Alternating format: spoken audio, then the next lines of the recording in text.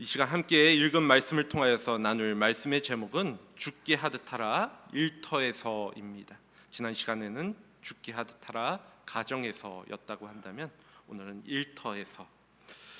우리가 다시 한번 말씀드리지만 지난 시간 우리는 하늘의 것을 바라보는 그리스도인으로서 가정에서 어떠한 옷을 입어야지 되는지, 어떠한 새 옷을 입어야 하는지, 또 어떻게 살아가야 하는지, 즉 우리의 가정에서 이 역할이 어떠해야 하는지, 그리스도인으로서의 그 역할이 어떠해야 하는지에 대해서 나누었는데요. 이어지는 말씀을 통해서 오늘은 일터에서 우리가 믿는 자들의 역할이 어떠해야 하는지에 대해서 살펴보는 시간 갖길 원합니다. 특별히 오늘 말씀은 직장 생활을 하는 분들에게 직접적으로 적용할 수 있는 말씀이기도 하지만 그렇지 않는 분들, 특별히 자영업을 하시는 분들도 적용할 수 있는 교훈이 들어 있습니다. 또 주변에 직장 생활을 하거나 또 직장 생활을 하는 이웃이나 자녀들에게 나눌 수 있는 교훈을 배울 수 있는 시간도 되어질 것입니다. 본격적으로 말씀을 살펴보기 전에 이 말씀을 보며 과연 이 말씀이 오늘 직장 생활을 하는 그리스도인들에게 적용되어질 수 있는 말씀인 것인지 의문을 가지시는 분들도 계실 것인데요. 22절을 보면 오늘 말씀은 종들, 더 정확하게 이야기해서 노예들에게 주어진 말씀이기 때문이지요. 그래서 자신은 노예 생활을 하고 있는 것이 아니라고 말씀하시는 분들이 계실지도 모르고, 혹은 반대로 내 지금 삶이 노예와 다르지 않다라고 말하는 분들도 있을지도 모릅니다.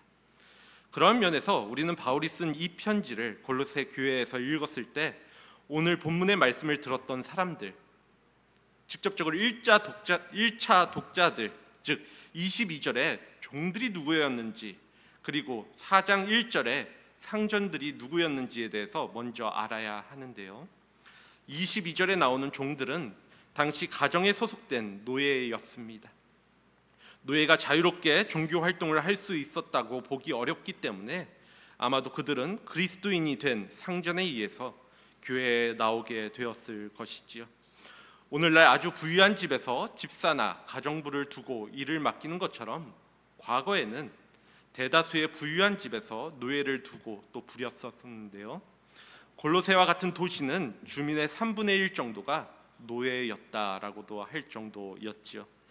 아리스토텔레스는 그래서 완벽한 가정은 무엇인가에 대해서 대답할 때 노예와 자유인으로 구성되어 있다라고 이야기하고 있을 정도였습니다. 당시 로마는 잦은 전쟁을 했기 때문에 포로가 된 노예들이 생겨나게 되었고, 또 이러한 어쩔 수 없는 노예들만이 아니라 그 외에도 빚을 갚기 위해 스스로 노예가 된 사람, 또 노예의 어머니로부터 태어난 노예, 유기된 노예 등 다양한 이유로 노예가 된 사람들이 존재했습니다. 이러한 노예들은 다양한 일들을 하였는데요. 가령 건축을 하거나 또 교육에 몸바쳐 일을 하거나 어린이를 돌보는 일, 또 의료에 종사하거나 농업, 광업, 어업, 요리, 상업, 또 누군가를 경호하는 일, 다양한 주택관리 등, 또 음악을 하는 등 여러 가지 지금 직장에서 하는 일과 거의 같은 모든 일을 노예들이 했다라는 것이지요. 노예라고 하면 우리가 인종차별에 따른 어떤 노예 제도를 생각하며 아무런 보상 없이 학대만 받는 노예를 떠올리기 쉬운데, 이 당시에는 인종과 상관없이 대부분 경제적인 이유로 노예 제도가 유지되었다라는 것입니다. 즉 노예는 먹고 살기 위해 일이 필요했고, 상전은 자기의 사업을 관리하거나 또 자기의 자녀들을 양육할 일꾼이, 또 가정을 돌볼 일꾼이 필요했습니다.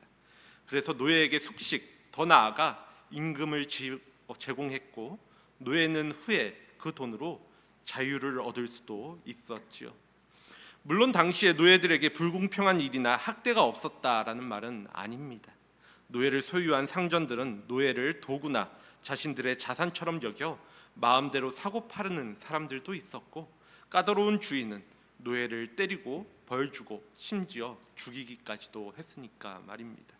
이렇듯 기본적으로 노예는 법적, 사회적, 경제적으로 그리고 인격적으로 권리를 보장받기 매우 힘든 계층이었습니다. 하지만 그러한 배경에서 이들에게 그리스도의 복음이 얼마나 놀라운 일을 행했는지를 한번 생각해 보시길 바랍니다. 바울은 그리스도 안에서 종이나 자유인이나 차별이 있을 수 없다라고 이야기를 하고 있죠. 종이나 자유인이나 다 그리스도 안에서 하나라고 이야기합니다.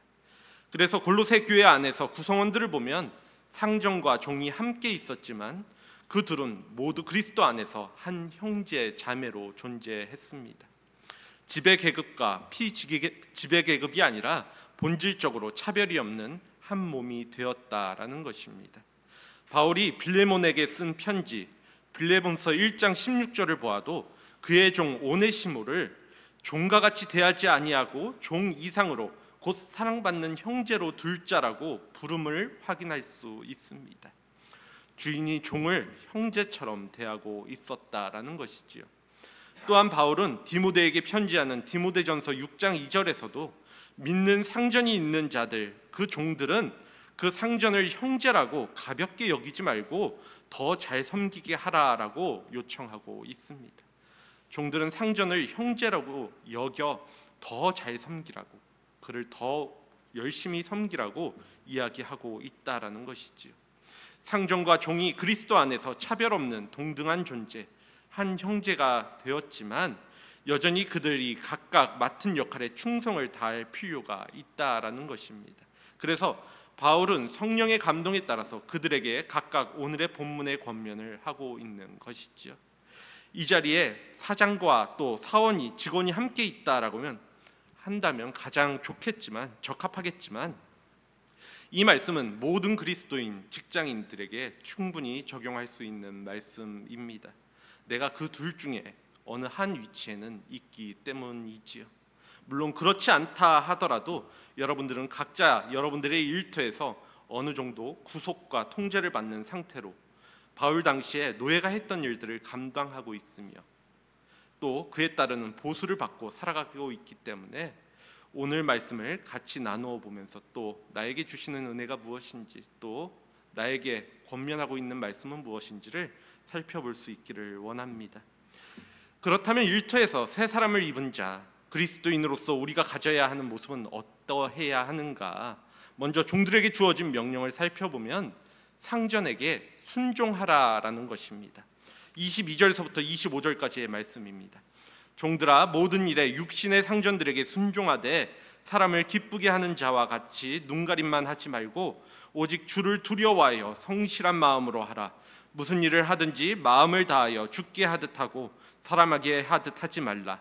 이는 기업의 상을 주께 받은 줄 아나니 너희는 주 그리스도를 섬기느니라. 불의를 행하는 자는 불의의 봉을 받으리니 주는 사람을 외모로 취하심이 없느니라. 22절서부터 23절은 명령을 이야기하고 있고 24절서부터 25절은 그 명령에 순종해야 하는 이유가 기록되어져 있는데요. 종들은 육신의 상정들에게 순종해야 합니다. 순종이 그들의 역할이라는 것이지요. 여기 순종에 대한 단어는 이전에 우리가 살펴보았듯이 자녀가 부모에게 할 순종과 같은 단어이지요. 아주 큰 강제력이 있는 순종을 의미하는 단어입니다. 또한 자녀의 경우와 마찬가지로 종들에게도 모든 일에 순종하라라는 넓은 범위의 순종의 영역을 분명히 부과하고 있습니다. 그리고 종이 순종해야 하는 대상은 22절에 나오는 것처럼 육신의 상전들입니다. 당시에 종을 소유한 주인, 오늘날엔 이 땅의 사회 체계 속에서 혹은 회사 조직 안에서 나에게 명령을 내리고 일을 시키는 상사나 임원, 그리고 더 나아가 사장과 같은 사람들이 여기에 해당할 것입니다. 하지만 바울은 그리스도인 종들, 노예들, 오늘날의 직장인들이 순종하는 대상이 단순히 육신의 상전들이 아니라는 사실을 22절에서 23절까지 말씀을 통해서 분명하게 설명합니다. 이에 대하여 자세히 살펴보면 22절에는 어떻게 순종해야 하는지 더 자세한 설명이 나와 있는데, 사람을 기쁘게 하는 자와 같이 눈가림만 하지 말고 오직 주를 두려워하여 성실한 마음으로 하라라고 이야기하고 있다라는 것이죠. 오늘 말씀 속에서 두 가지 순종의 태도가 대조되고 있는데요. 하나는 사람을 기쁘게 하는 자이고 또 다른 하나는 주를 두려워하는 자입니다. 순종의 대상이 누구인가, 내가 지금 이 땅 살아가면서 누구에게 순종하고 있는가, 그 대상이 다르다라는 것이지요. 사람을 기쁘게 하는 자는 사람을 섬겨 23절 말씀처럼 사람에게 하듯 하고, 주를 두려워하는 자는 주를 섬겨 죽게 하듯 일을 합니다. 결국 여러분들이 일터에서 어떻게 일하는지 생각해 본다면 여러분이 지금 누구를 섬기고 있는지를 알 수 있다라는 것입니다. 이에 대하여 조금 더 살펴보면, 사람에게 하는 듯 일하는 사람은 22절 말씀에서처럼 눈가림만 하는 것이죠. 눈가림만 하며 살아갑니다.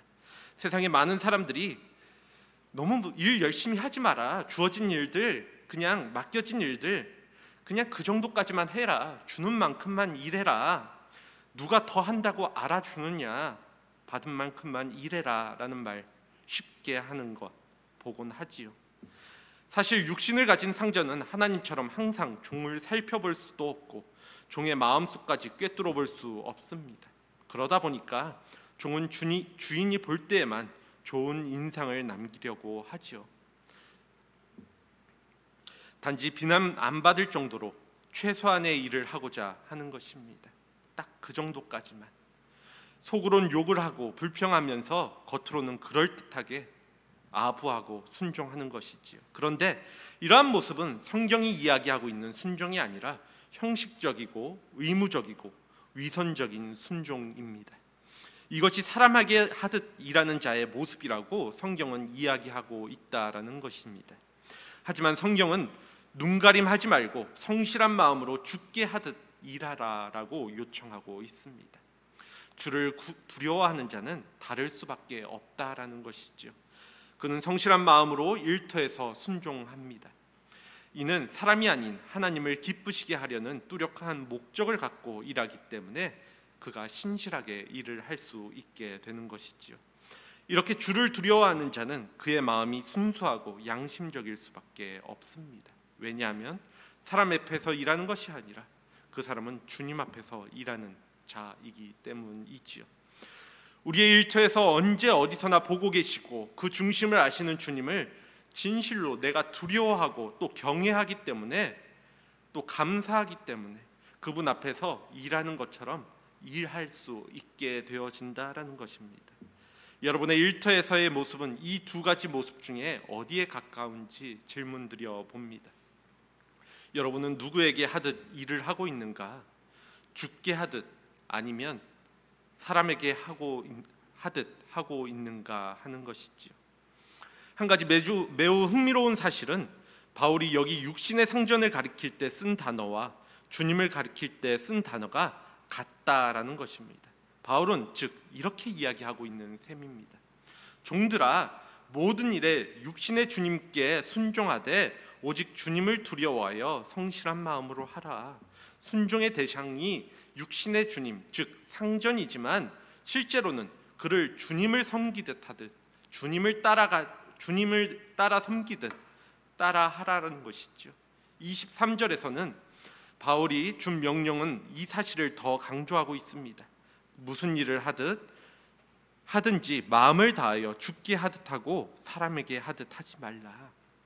무슨 일을 하든지, 육신의 상전이 무슨 일을 시키든지, 일터에서 상전이 나에게 무슨 일을 맡겨주든지 마음을 다하여 죽게 하듯 하라라는 것입니다. 특별히 마음을 다하여라는 말씀은 문자 그대로 해석하면 영혼을 다하여입니다. 영혼부터 시작해서 내 모든 것을 다 쏟아 부으라는 것이지요. 그래서 한 성경 주석가는 당신 자신을 그 안에 두어라, 그 일에 당신 자신을 온전히 두어라 라고 이야기하고 있기도 하였습니다. 여러분의 직장과 일터에서 단순히 돈을 버는 그 자리가 아니라 결국 마음과 뜻과 힘을 다하여 주님을 사랑하는 자리임을 기억하실 수 있기를 바랍니다. 육신의 상전이 맡긴 일에 진심으로 전심으로 충성하는 일은 주님께 드리는 여러분들의 삶의 예배라는 것이지요. 그리고 그러한 일터는 여러분들의 예배의 자리입니다. 그러니 주님이 미워하시고 금하신 그러한 일들이 아니라라고 한다면 여러분의 상사가 무엇을 요구하든지, 또 육신의 주인이 무엇을 이야기하든지 요구하든지 죽게 하듯 전심으로 하시기를 요청드립니다. 그렇게 사람 앞에 보이기 위해서가 아니라 주님 앞에 하시기를 바란다라는 것이지요. 이렇게 말씀드리면 우리 사장이 어떠한 사람인지 몰라서 그래, 내게 돈 주는 그 사람이 어떤 사람인지 잘 몰라서 그래, 얼마나 별종인지 몰라서 그래 라고 생각하시는 분들 계실지도 모릅니다. 사실 오늘 말씀을 듣고 있던 당시 골로새 교회 성도들 중에 어떤 이들은 까다로운 주인 아래 일하는 종들도 있었을 것입니다. 혹 그들 중에서는 팔려서 강제 이주를 당하거나 매를 맞고 죽임을 당하는 듯 부당한 고난을 겪는 이들도 있었을지도 모르지요. 오늘날에도 직장 생활하며 육체적으로 또 정신적으로 어려움 겪는 많은 사람들이 있다라는 것을 잘 알고 있습니다. 제가 미국에서 일을 있으면서도 보면 미국에서 사장으로 계시는 분들이, 성도님들이 정말 많습니다. 근데 그분 밑에서 일하는 한인분들, 그분들 보면 참 안타까운 일들 보게 되는 거죠. 그분들은 주일을 섬기려고 예배에 나오지만 그 밑에 있는 일꾼들은 주일을 섬기지 못합니다. 매일같이 일을 하게 시키는 거죠. 그 모습이 좋아 보이는가? 좋지 않다. 그로 인해서 신앙생활 하고 싶어도 신앙생활 하지 못하는 사람들 보곤 합니다. 그런 어려움 겪는 사람들 많이 있다라는 것 잘 알고 있습니다. 그러한 상황에서도 성경은 범사에 두려워함으로 주인들에게 순종하되 관용하는 자들에게만 아니라 또한 까다로운 자들에게도 그리하라라고 명령하고 있습니다. 그래, 그 모습 보면서 더럽고 아니 꼽지만 참고 순종하는 수밖에, 이렇게 하라는 것이 아니라 바울은 종들은 자기 상전들을 범사에 공경할 자로 알라라고 명령하고 있다라는 것이죠. 왜 그 모습 보면서 왜 그렇게 명령하고 있는 것인가?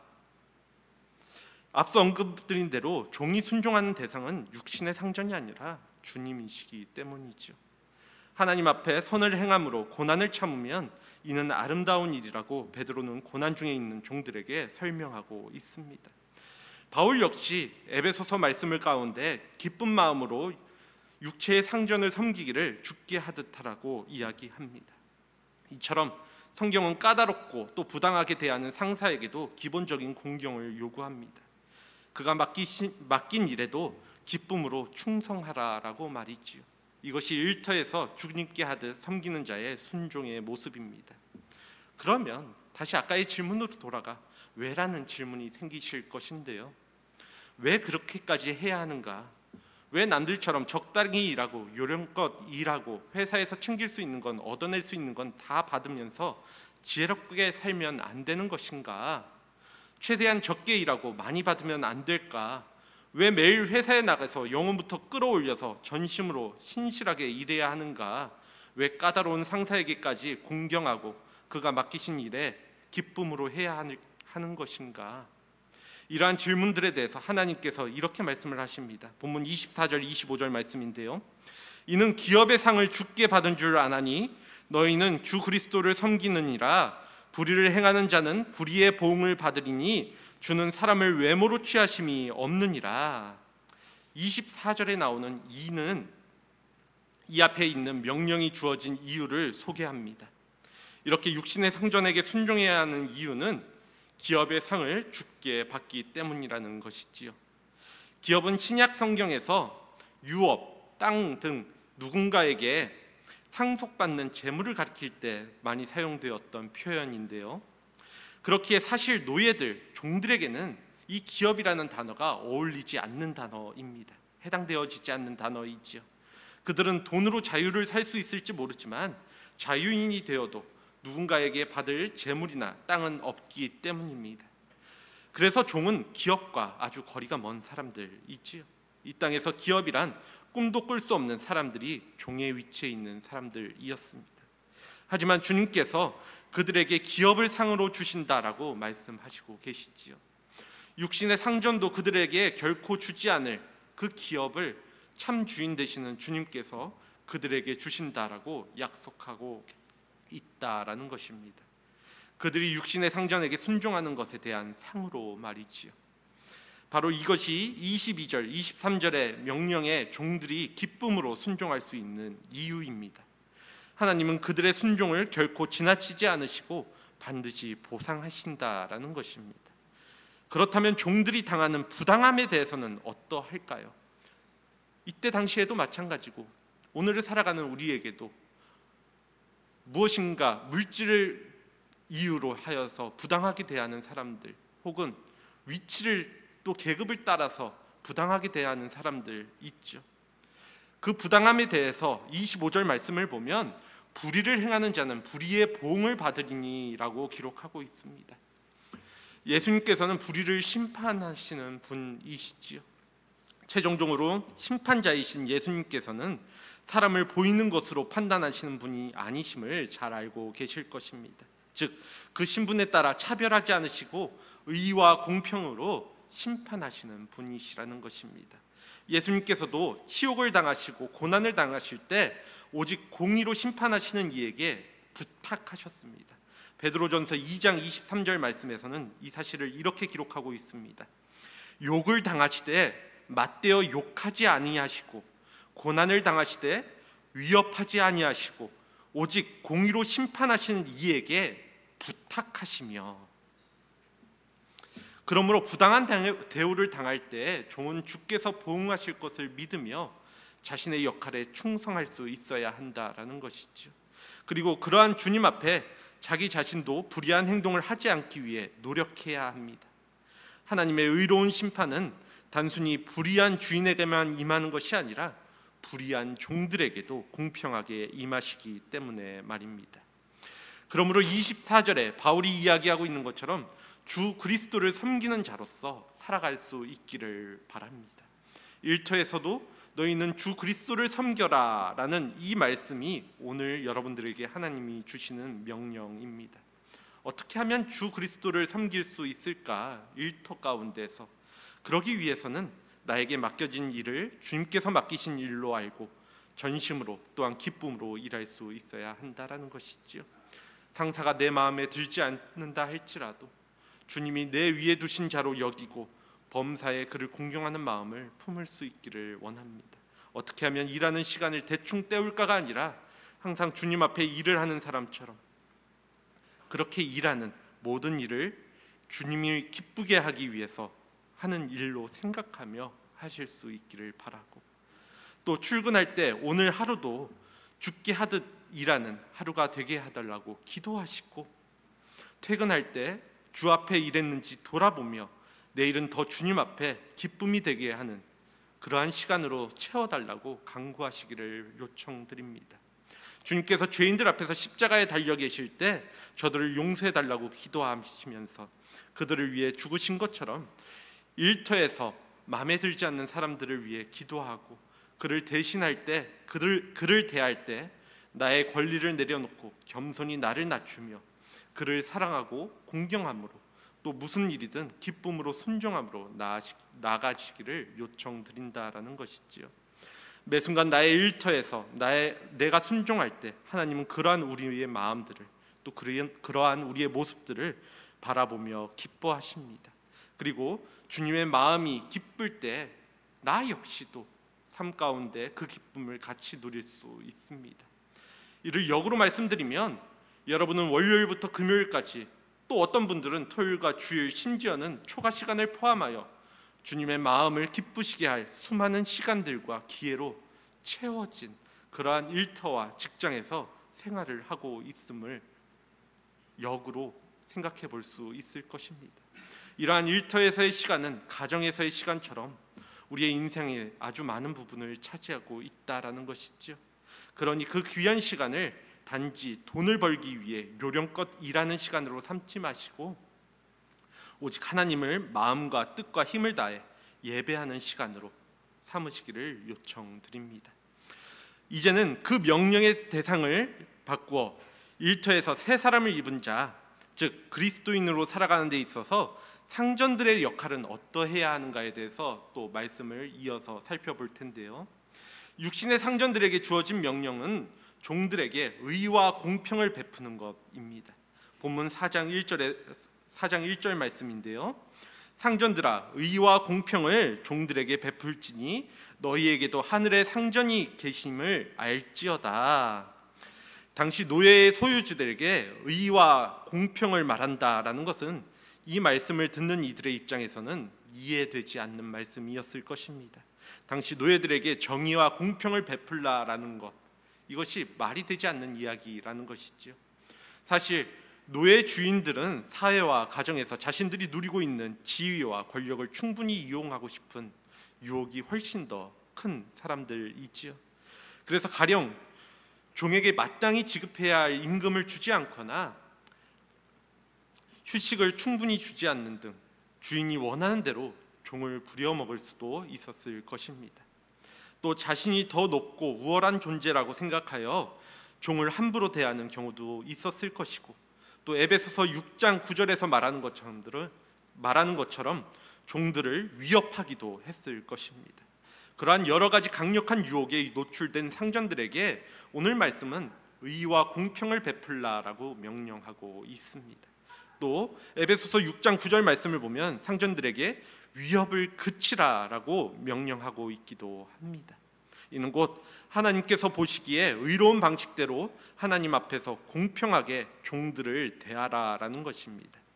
어떠한 경우 그것은 종을 자유롭게 풀어주는 것, 주거와 보수를 제대로 제공해 주는 것, 또 휴식을 제대로 확보해 주는 것, 혹은 종들에게 하는 말을 부드럽게 바꾸는 것을 의미했을 것이지요. 이렇게 주인이 종들에게 베풀어야 하는 이유는 분명한데요, 그것은 그들 역시도 다른 한편으로 돌아보면 하늘의 상전을 섬기는 종들이기 때문입니다. 하늘의 상전이신 주님은 그들에게 의와 공평을 요구하셨습니다. 그러므로 그들은 주의 명령에 순종해야 합니다. 특별히 바울은 에베소 교회에 편지할 때 종이나 자유인이나 주께로부터 그대로 받은 줄을 알미라라고 이야기했습니다.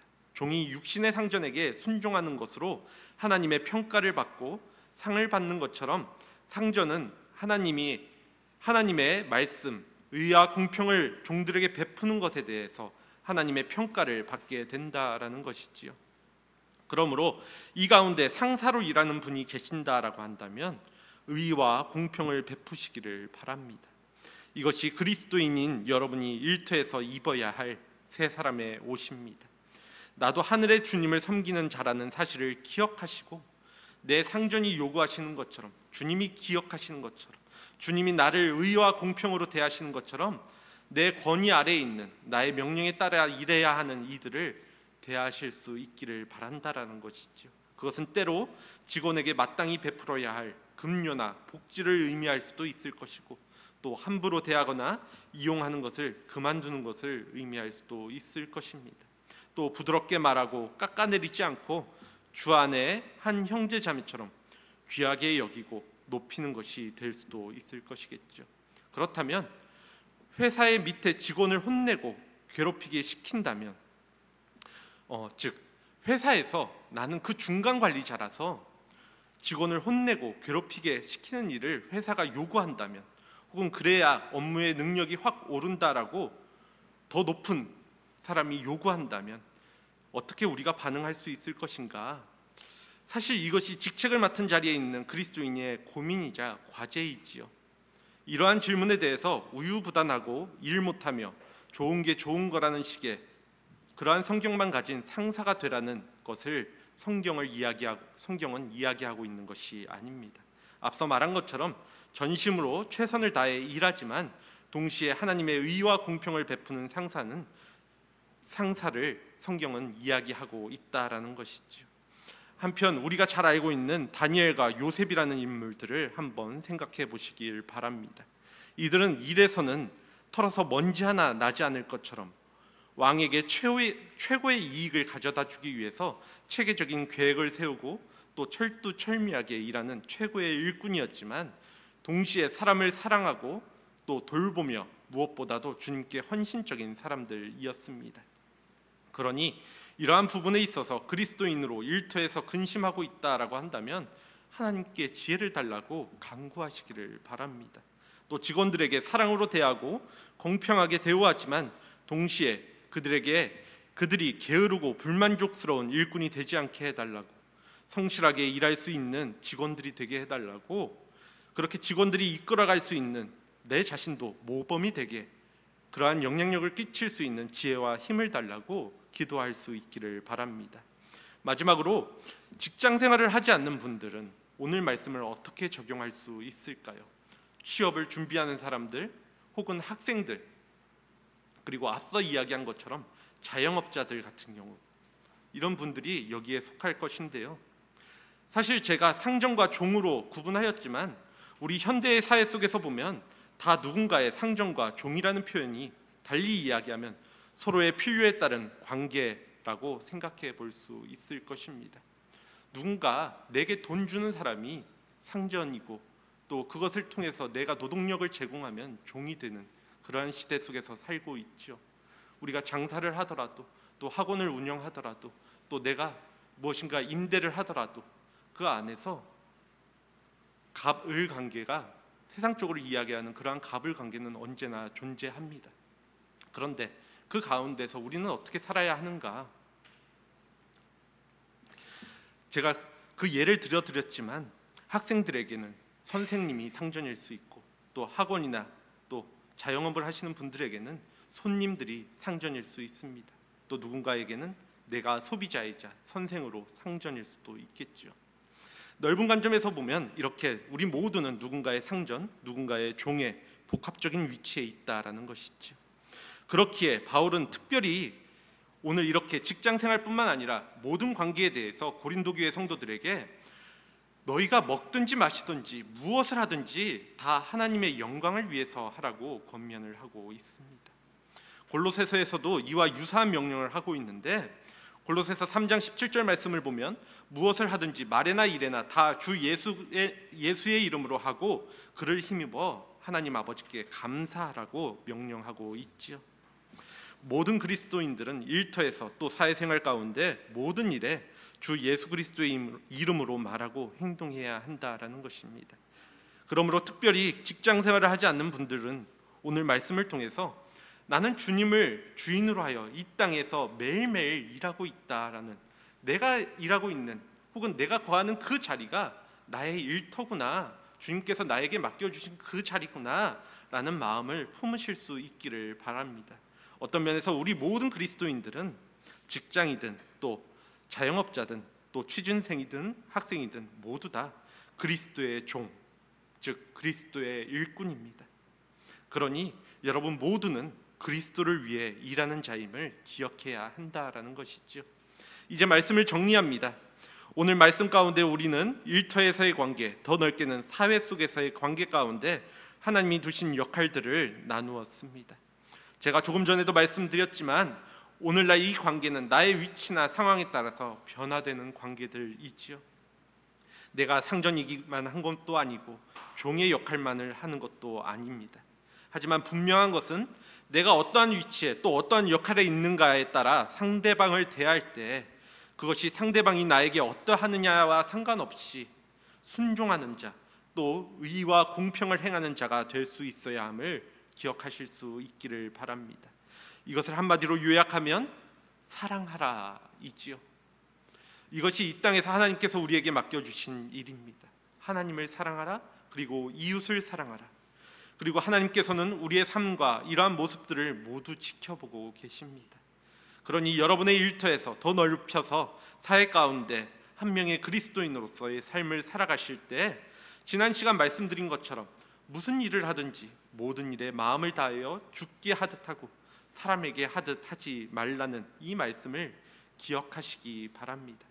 물론 제가 이렇게 말씀드려도 왜 우리가 이러한 삶의 자세로 살아야 하는가, 내 맘대로 살고 싶다라고 반문하시는 분들 계실 것입니다. 하지만 우리가 조금만 더 생각해 본다면 하나님께서 우리를 택하시고 또 거룩하게 구분하시며 계속해서 우리를 바라보시고 사랑해 주시는 그러한 관계 가운데 있다라는 사실을 우리가 깨닫기에, 우리의 주인이 누구인지, 나를 그렇게 자유하게 만드시는 분이 누구인지를 깨닫기에 주님으로부터 오는 은혜와 사랑을 먼저 받은 자로서 우리가 이 땅 가운데 그렇지 못한 사람들을 바라보면서 어떻게 살아가야 하는지 자연스럽게 그 답을 얻을 수 있을 것이라고 생각합니다.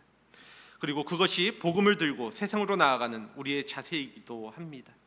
지난 시간 나누었듯이 가정에서, 또 오늘 나누었듯이 일터에서, 사회에서 사람들은 우리의 모습을 통하여서 주님의 사랑이 무엇인지, 또 복음을 받은 사람들이 어떠한 모습을 취하고 있는지, 그 복음이 무엇인지를 깨닫게 되기 때문에 말입니다. 그러니 우리 모두가 새 사람을 입은 자로서 여러분들의 자리에서 주님이 내게 주신 사랑을 따라 다른 사람들을 바라봄에 있어서 주님을 바라보는 것처럼 그 사랑을 다시 여러분들의 일터에서 만나는 사람들과 또 사회생활 가운데 만나는 다른 이들에게 돌려줄 수 있는 그리스도인 되어지기를 간절히 소원합니다.